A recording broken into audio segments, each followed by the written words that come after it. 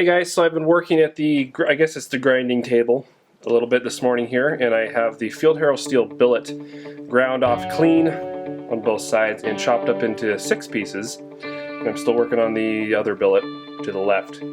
But I wanted to show you the cross section of just one of these pieces of billet from the Field Harrow. The end of this piece of billet is a good example of when you can differentiate a little bit between the different layers of steel in the billet. And that's simply because, or at least in this case, because you can see the overheated area. Not a problem, I'm just showing you that it got hot enough to sort of change the current state or character of the steel just enough.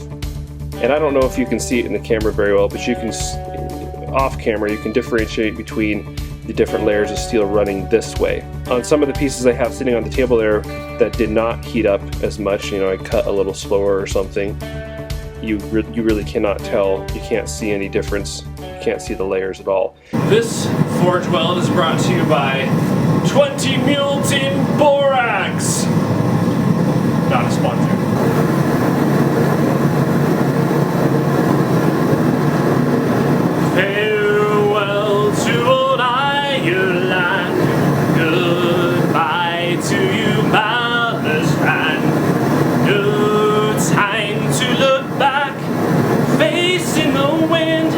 Fighting the waves, may heaven protect us all from cold, hunger, and angry squalls.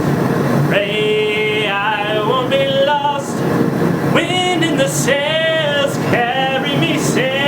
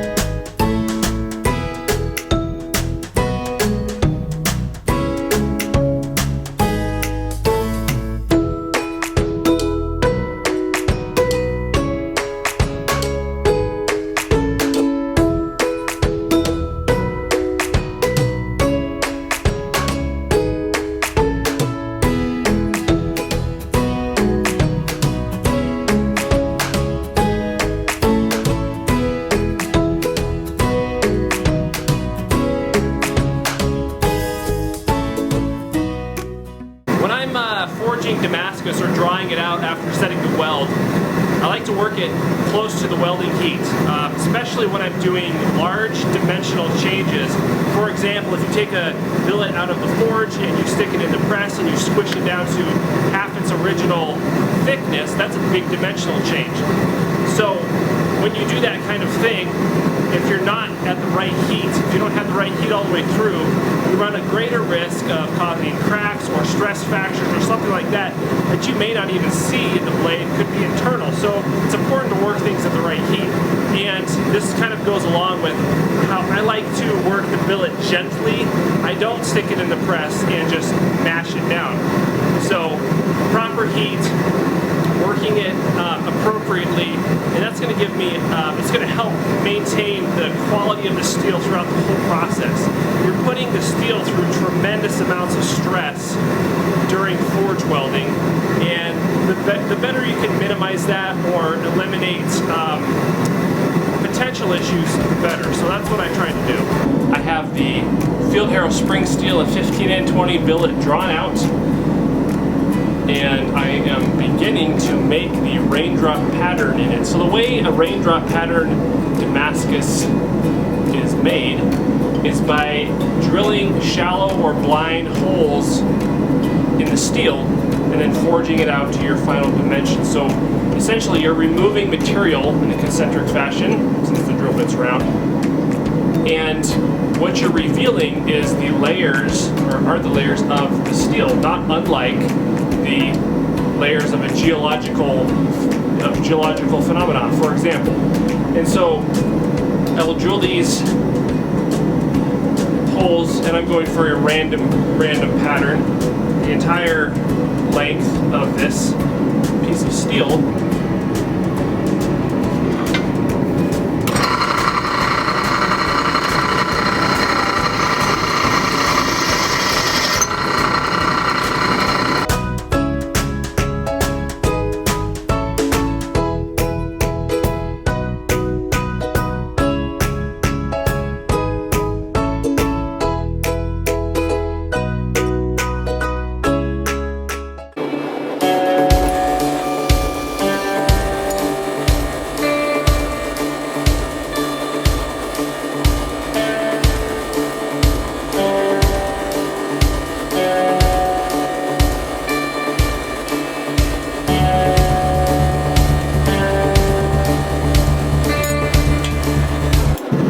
Now that I have 6,438 holes drilled into this particular piece of steel, give or take a few, I can now forge it down so that the holes, the shallow holes here I've drilled, are no longer three-dimensional.